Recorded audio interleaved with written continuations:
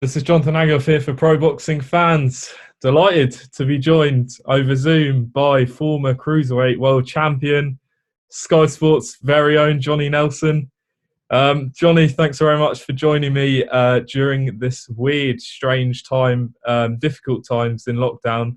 How are you finding it, and how's yourself and your family doing?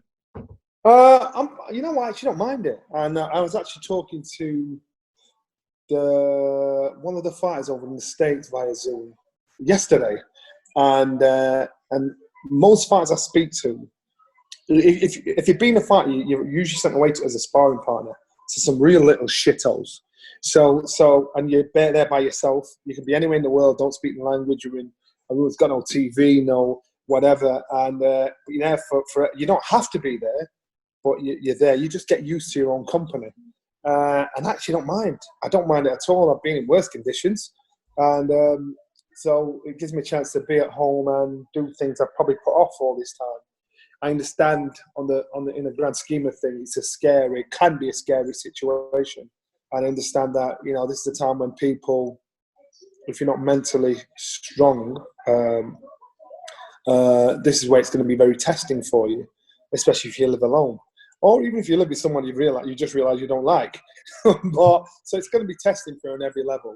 But I think this is a time where eventually I'll get down to family, community, back to basics. I think as we know it, in regards to moving forward, we're connecting this way. Social media, all the media platforms. This is how people are now going to comfortably pass the time. I think hopefully people appreciate what they've got while they've got it. I mean, how are you sort of finding it from a work perspective? Obviously at Sky, we're all content creators trying to, get some interviews, create some good content for the fans. But how is it sort of working at Sky at the moment? So we're doing a lot of online, and what they do, they're regurgitating a lot of the old stuff just to remind fans of what we had. We're optimistic, looking to the future in regards to shows coming on, and we can't pinpoint an exact time when that'll be. But we know it will be. Boxing and boxers, we're like cockroaches. We survive almost anything. So I'm sure that will happen, and that will be the case. It's just being patient. It's just now I look at a lot of old fights on YouTube. Great, I look at a lot of fights. I look at some of my old fights. I look at some old fights that I remember being there too. And now you watch it again, you see things you didn't see before. So it probably polishes up your boxing IQ. And for active fighters, this is now a leveler. I think for the first 6 months, once lockdown is up, we're going to see a few shocks and a few upsets, because when usually you've got the top of a bill, and he'll have like 12 weeks to prep for a fight, and he'll tell his opponent 6 weeks, 5 weeks before. Now all fighters can do is train, keep fit, tick over. So once the shows come back, you're going to have every fight is on a level. They've had enough time to prep. So this is now about this. No excuses.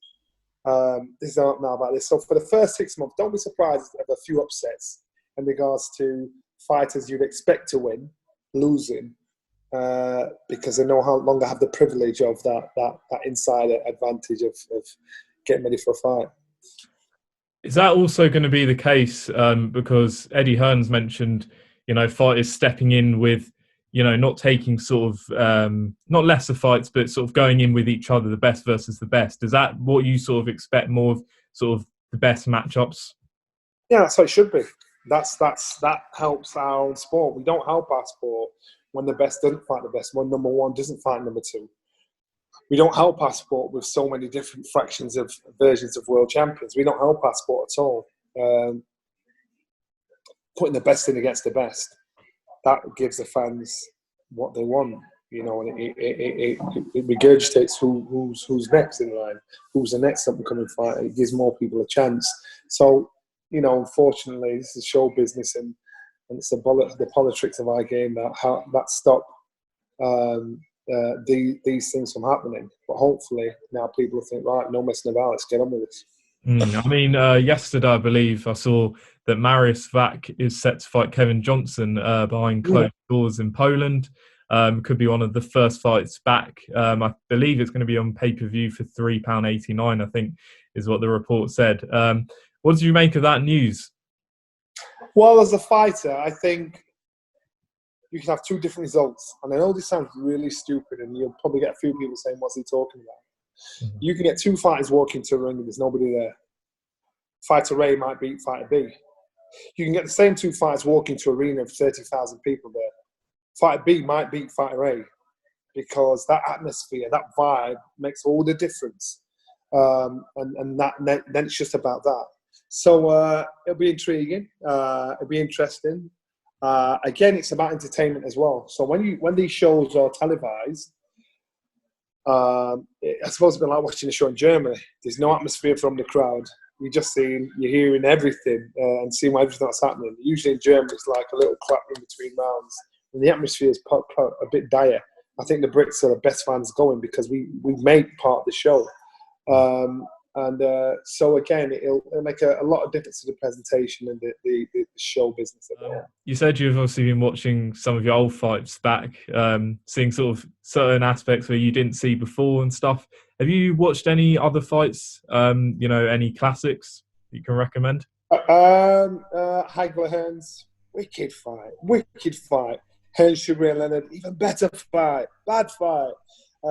And then you go back in history and look at Ali against some people like Cleveland, Big Cat Williams and things like that. You watch fights and you go back in the history of our sport, and our sport is just, it's so exciting, so unpredictable. I just think I'm very fortunate to be involved in such a game. What do you think is the best fight that you were part of? The best one I watched was, the most brutal one I watched was Gerald McCallum against Nigel Benn. I was there ringside, watched the fight. Never seen such a brutal fight. When it comes to skill-wise, the most exciting one, I'd say, when Naz boxed Kevin Kelly in New York. Wicked fight. Both fighters were down.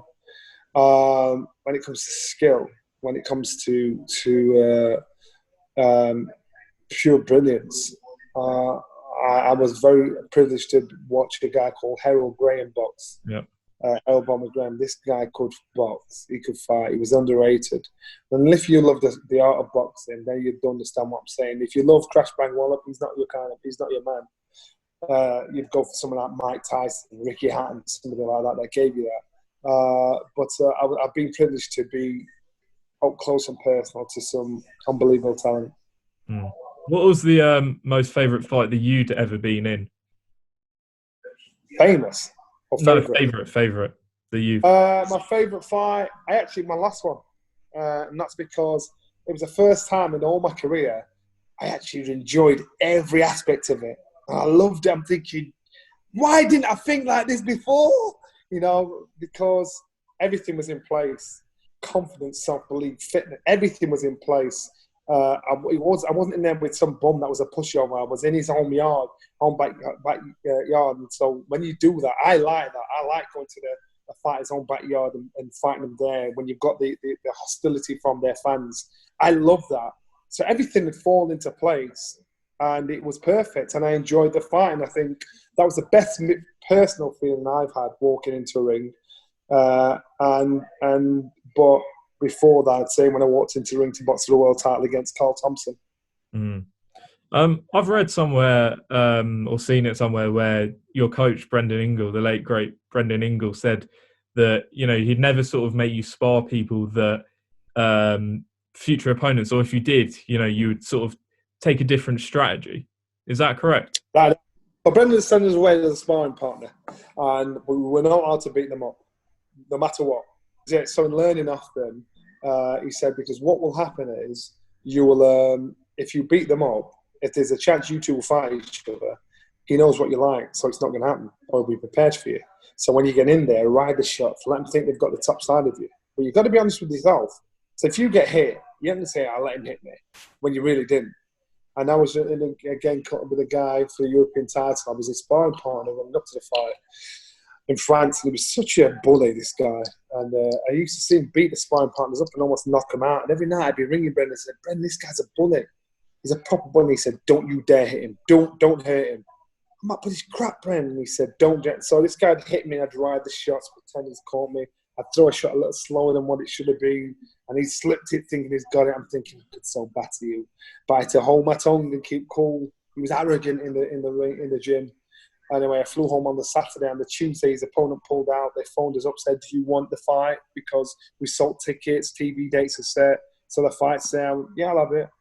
And so this was the day of reckoning. Was I telling the truth to Brendan? Could I get the better of this guy? This guy, when I got over there to France, he thought, yes, this is a done deal. I'm going to batter you. And he was cocky with his friends and everything. I absolutely slaughtered this guy for 7 rounds until he stopped. And he couldn't understand what happened. So when you box, it's not just about what you do physically. It's how you look at it mentally, how you protect yourself mentally. And once you've got that in place, you'll never be beaten.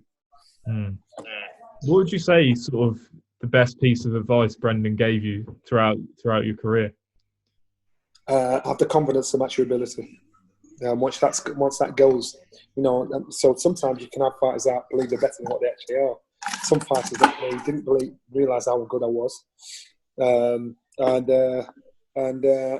that's it. You can always find a way, but it's just a penny will drop eventually. And finally, I do want to touch on your work with the Gloves Up, Knives Down campaign. Talk us through a bit of how that came about.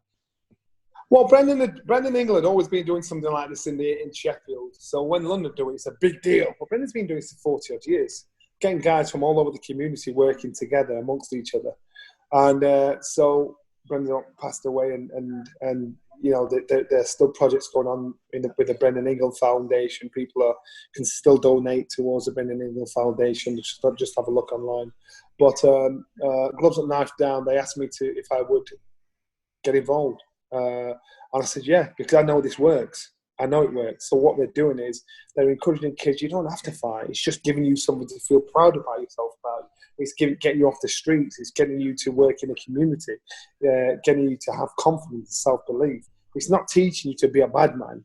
It's teaching you how to be be good at what you do without going down that path, letting you see there are other options. So I feel very proud to get involved in something like that. And when I went down for the launch of this, I know this works because I'm a product of that from Sheffield. I know many other fighters, men and women, that are a product from that, from Sheffield. So when Gloves Up, Knives Down came and said, do you want to get involved? I said, hell yeah. And I'm proud to be. Final one, what's your message of positivity to the public during these times, 5 weeks in lockdown? 5 weeks in lockdown. I know it's hard, and listen, and it might be harder for some than it is for others. Time will tell its own story, and we will get out of this. We will get through this. We've got to look at our heroes, the NHS, and understand and appreciate how important they are to us. And but also it will make us appreciate or turn the light on about where we are as individuals in our own home, and how we are with our family and friends, and how important they are. Not being distracted by the things that normally distract us in life. So I think it's now time to take stock while we can, because trust me, when this is over, we're back in a grind of working on our work. We're thinking, you know what? We had 5 weeks of calm. The skies are clear, the roads are clear. There's fresh air. You're thinking, wow, you actually appreciate your environment and your surroundings. Great stuff, Johnny. Thanks very much for joining me. Anytime. Bless. Any series you're watching on Netflix right now that you can recommend? Gangs of London. Watch, it's bad. Gangs of London. Have you seen it? No, I haven't. Yeah, it's called Sky Atlantic. Gangs of London. Watch it. It's really good. I think it's 9 series, 9 episodes. It's really, really good. And I thought there was another one. And I got to the end of it. I thought, oh, shit. And I've been binge watching it, thinking I'll get to the next one, and it's gone. Gangs of London. Check it out. Sky Atlantic. Check it out. Johnny Nelson, thanks very much. Sweet. Take care.